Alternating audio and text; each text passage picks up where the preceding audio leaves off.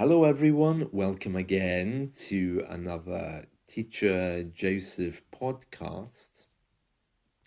Today, I'm going to do one of my View from the Window podcasts to help you describe things. From time to time, we do them. And for those of you who are doing the IELTS exam, describing things are really, really important. And if you're someone who likes to read books, even, just to say, well, there is a street, there is grass, there is a garden, there is a car on the street. It doesn't make very interesting reading that, So if you are reading a book, you'll notice that the descriptions you read are brought alive by metaphor, by comparatives. It's not just facts about what you see. So to make a good description, you really need to be bringing alive what you see by comparing it to other things in your life, other things you have experienced, and what it reminds you of. This is the best way to describe things. Now, of course, we don't do that all the time. I don't go to the coffee shop and say, this coffee reminds me of my trip to Africa when I saw lots of Africans making coffee or growing coffee in fields. That would be wrong. For so many reasons, that would be wrong. It's probably cultural appropriation, some kind of stereotype, and also, I'm not sure about African coffee. The bulk of coffee comes from South America, doesn't it? But anyway, you get my point. Right, so I'm at the window, I'm looking out, and the first thing which I'm feeling is discomfort because I'm aware that I'm now observing what I see around me. So I'm feeling a bit like a little old lady who is alone with cats, who sits and stares out the window, watching the grass grow. And that, of course, is not my intention, but I'm going to try to describe what I'm seeing. Well, the first thing I can say is that there's a busy main road not far away from my view. Just beyond my fence, I can see cars whizzing by. And they're going so fast, I can just see them like shooting stars. They're there one moment and they're gone the next. They're going so fast and I can barely catch the model or even the color of the car, which reminds me of how fast life is these days. Directly outside of my window, there's a beautiful rose bush, which again is a wonderful testament to my hard work in the garden last year. I can see pink and red roses, which appear to be almost smiling as they face the rising sun. The cold shadow of dawn is still around, so it gets daylight here a little bit later than the rest of the UK, which again reminds me that summer doesn't last forever. Just a few months ago, the sun was rising at 4 a.m.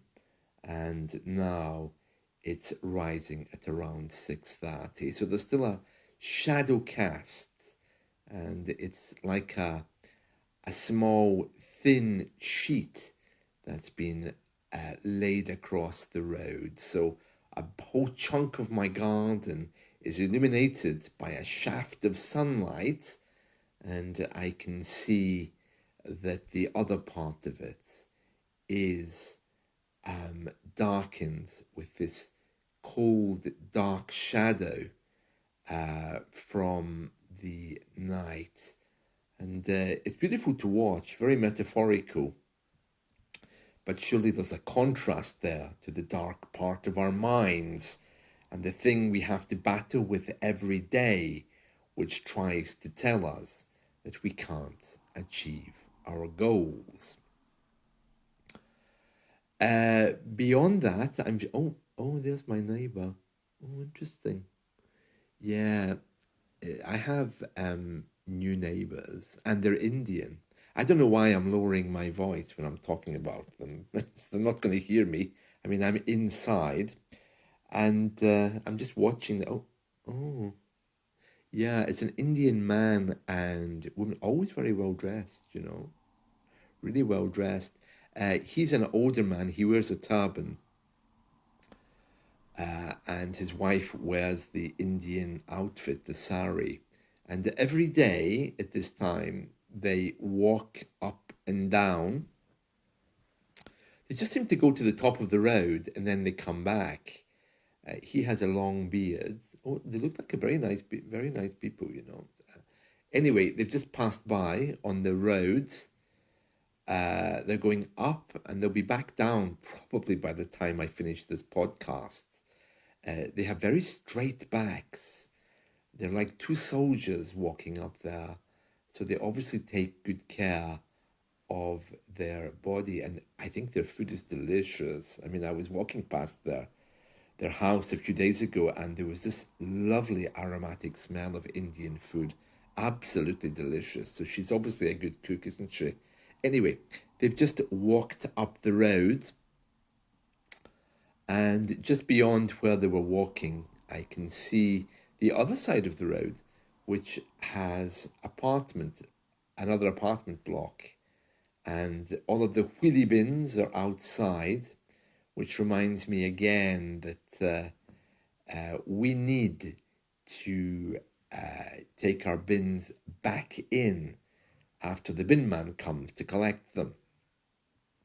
We put them out, but they can't stay out. They need to go back in case they get knocked over. Right, what else am I looking at outside my window? Now remember, I need to bring this alive a little bit more. I can't just keep saying what I'm looking at. I have to make comparatives. So there's a silver car sitting outside, which is a testament to how fast life is these days. I think that now some of my neighbors have even one or two cars, which makes me kind of sad because it shows that their priorities are more about leading fast lives and getting to places quicker rather than celebrating time with family. It's the same with the internet. I live with my family, and sometimes I spend so much time online, I'm thinking, this is just crazy. I'm in one room with a computer, and they're somewhere else in the next room with theirs. Why don't we just stop sending each other text messages and go and talk to each other? But it's not always possible if you're busy working online. Right, what else am I looking at? Okay, so I can see my neighbor's fence across the road. They've been repairing it, and it reminds me again of how storms can be very unforgiving here and very rough.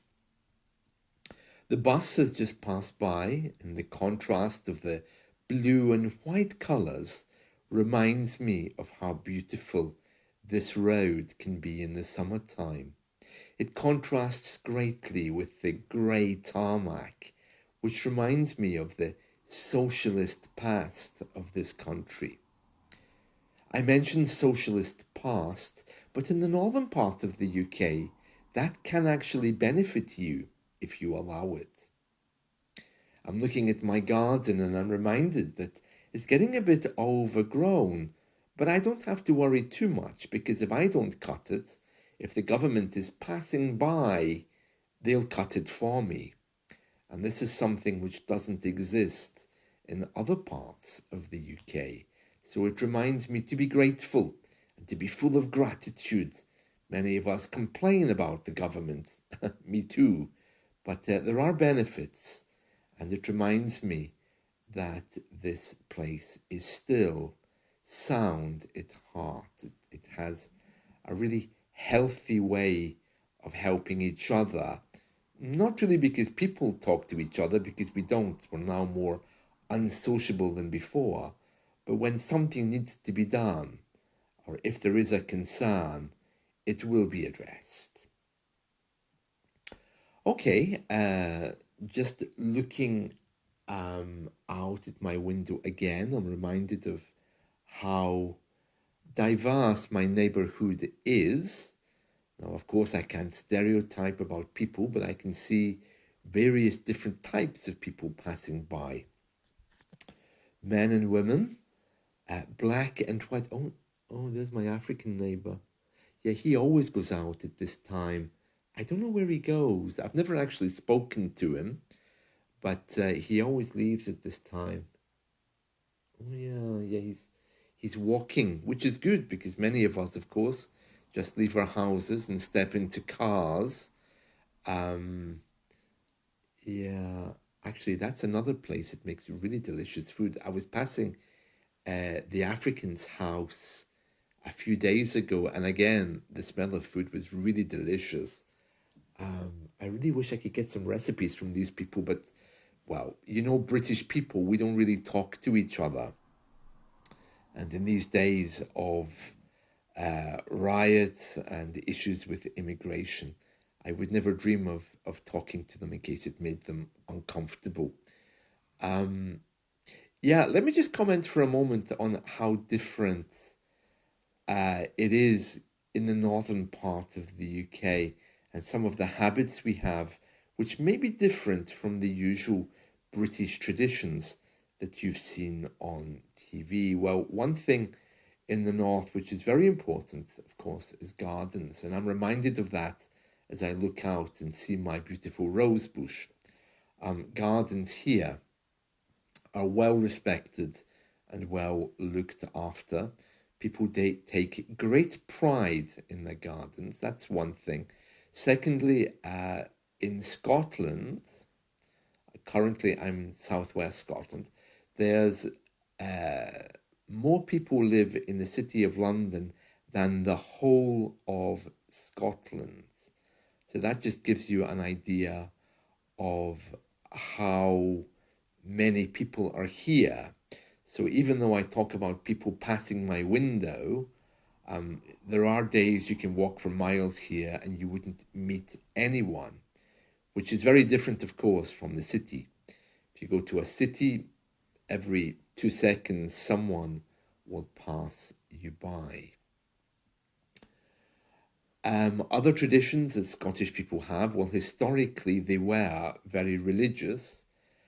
So there's a lot of buildings here which once were churches and have now been um, converted into restaurants, bars, cinemas, concert halls, and the rate at which those have changed is quite alarming. So I think historically, religion always was a bigger part of life for Northerners than it was for the South. Not today, but there's a lot of old buildings which bear a testament to the past here. Because life is slower in the north, also you'll find many more people here cooking, not particularly healthy. Oh, okay, so the Indians are just on their way back from their walk. Um, I think I mentioned earlier that my Indian neighbors were walking up the road. They're now walking down, so they've obviously had their morning exercise. Oh, it's nice that they do that. And yeah, I can see they're all wrapped up today, wearing heavy coats and scarves. Now, that again is a testament, I think, more to the morning, uh, how can you say, the crisp morning that exists. I say crisp morning because, when it's early, it's still quite cold, even though when the weather forecast was being shown last night, I could see that it was forecast to be quite hot today, but it's obviously cold at the moment. These Indians have their scarves and hats. And so, oh, there's another neighbor. He's all wrapped up as well with scarves and gloves. And yeah, he's still managing to talk on the phone despite a scarf being wrapped around his mouth. So it's obviously cold out there. And that's it. That's my view from the window. So my advice to you today is remember, bring your description alive by talking about what people remind you of, what they look like as well, but really trying to bring in more comparatives, contrasts, compared to other people, just like, unlike. These are great phrases you can use. Um, a testament to the past, a hope for the future. Oh, she's not much of a hope for the future. God, I'm just watching another neighbor walking up there. She's huge, absolutely huge. My goodness me. Oh, yeah. Yeah, we have a lot of that in the north. I think because of cold weather, people here take less exercise. Oh dear, oh, she's a big lump of a girl. Oh, of course. I mean, I'm saying these things, I'm just describing what I'm seeing. But yeah, there's a lot of that here. Really big people, not only because they're overweight. My grandmother used to say that people here were big boned. I'm not sure why she described them that way, if that was just a nice way of saying someone was fat, but certainly there are people here who carry themselves in a larger kind of way. Well, that's it from me today. I hope you've enjoyed this view from my window. I'll be back again tomorrow, and maybe we can get back into cancel culture. See you all. Bye.